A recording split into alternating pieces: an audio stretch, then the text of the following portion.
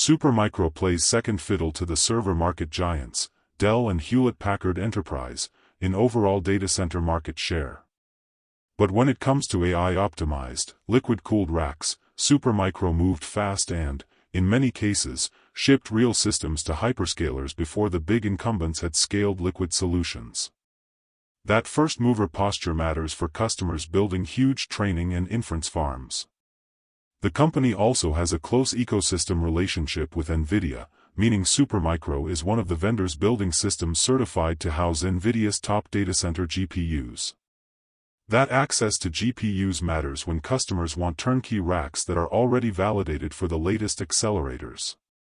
In 2024, Supermicro held roughly 9% of the dedicated AI server market, per AB Research, a real slice of the action given how concentrated that market is. For context, Dell and HPE sit ahead, but a 9% share of a rapidly growing AI server pie is nothing to sneeze at. Why all the fuss about liquid cooling?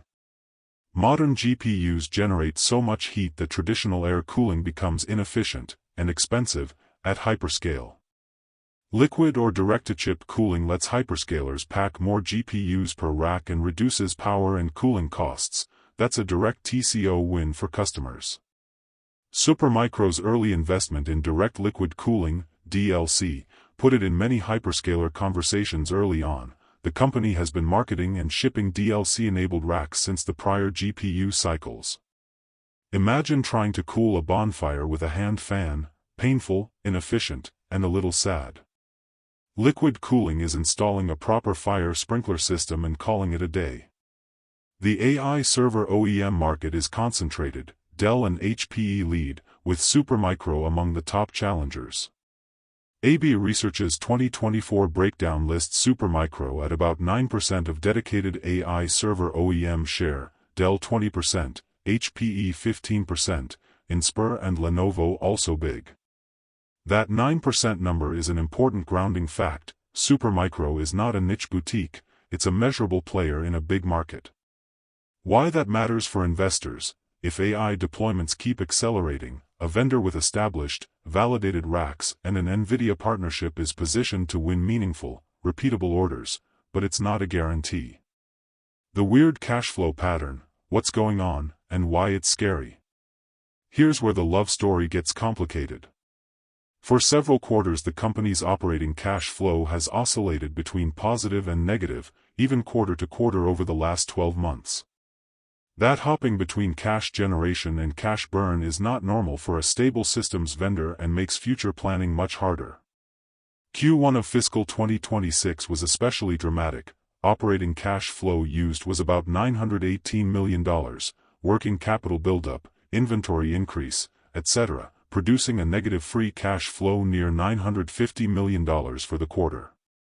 Net, Supermicro selling big, lumpy systems and building inventory to meet anticipated builds, but the timing of shipments and receivables creates big swings in working capital. That's the volume timing problem. Orders exist, but revenue recognition is lumpy. From an investor POV, that volatility in cash flow is a real headache because it increases short-term risk even if the long-term TAM is attractive. By the way, if you are benefiting from the content so far and want more like this, like the video, it means much to me, or hit the subscribe button and comment the word more. Just go ahead and type the word more so I know. Now that you have commented, let's continue. At the end of the most recent quarter, Supermicro reported about $4.2 billion in cash and $4.8 billion of bank debt plus convertible notes, meaning the company's balance sheet shows a net debt position once you strip out the convertibles. The company's report and SEC exhibits make that clear. If cash burn is measured in hundreds of millions per quarter while core cash sits in the low single-digit billions, the runway math becomes tight if negative cash flow persists. Even though $4.2 billion is a lot of money, burning $900 million plus in a quarter is the financial equivalent of lighting dollar bills on a grill, dramatic and expensive. That's why investors worry if the company can't stabilize ops. You might assume a company building racks at scale is hugely capital intensive. But Supermicro's capex has grown much slower than revenue over the last 5 years, the business model is more assembly plus systems integration than heavy factory capex. Their Q1 capex was only modest, around $32 million, which confirms the idea that the cash burn is operational, working capital and inventories, not because they're building a billion-dollar foundry. Key takeaway: if the cash burn is driven by timing and inventory, that's fixable operationally, in theory. If it were capex heavy, it would be harder to correct quickly. What Wall Street is saying: wide range, cautious tone. Analyst coverage is all over the map. After the quarter, some firms, Goldman, Barclays, stayed cautious and tightened targets, citing the margin and visibility concerns. Goldman maintained a sell and lowered/adjusted target. Barclays trimmed its target, citing compressed margins and weak visibility. Other shops, Rosenblatt, Raymond James earlier, have been bullish historically because they see strong AI rack demand and a large backorder book, e.g., the Blackwell Ultra/GB300 pipeline. About 17 analysts cover SMCI with a wide target range, low teens to nearly $93, median around the high $40, which is a big dispersion, reflecting disagreement about execution and margin recovery. That dispersion is investor opportunity and risk. Huge error bars mean both big upside and big downside. The company has previously disclosed subpoenas from DOJ and SEC related to a short seller report and accounting allegations. That regulatory scrutiny is an ongoing overhang. Investigations can be long, and they distract management and sour institutional sentiment. Supermicro has worked through parts of this process, independent review, filings, but the mere existence of subpoenas keeps risk elevated. Also, insider selling during steep declines and any hint of governance missteps fuel negative narratives and reduce investors' patience. That matters because credibility is part of the valuation equation. SMCI has meaningful short interest, about 89M shares short, 19% of the float by recent data, which creates asymmetric dynamics, bad news fast downside, a big positive surprise, squeeze.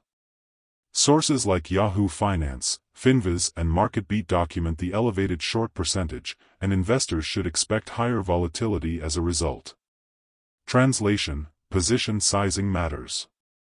If you own SMCI, small stakes or a DCA plan, feel prudent because large swings are likely until earnings and cash flow stabilize. Note this as well. Do you want peace at heart? The next day John seeth Jesus coming unto him, and saith, Behold the Lamb of God, which taketh away the sin of the world. John 1:29. Fear God, and give glory to him, for the hour of his judgment is come, and worship him that made heaven, and earth, and the sea, and the fountains of waters. Revelation 14 verse 7. I appeal to you to fear God and obey his law. For his commandments are sure and his word everlasting. Do not be afraid, do not be discouraged. Want more information? Please check the description section. That's the end for now. If you have watched until the end, drop a comment like this: I stayed until the end. Just comment that I stayed until the end. When I see this comment, I will give you a heart. 3 more favors I request from you. First, like this video, subscribe and then turn on the notifications bell. If you do this, you greatly encourage me to continue bringing to you insightful information. Do not miss out on our future videos full of insight. All I am asking is your subscription. Thanks for joining us today. Your support means so much to us. Do not hesitate to share this video to help someone who may benefit. I recommend that you watch the next video, subscribe to the channel and share your thoughts about today's video. Wish you God's blessings and care. Wait, watch and pray.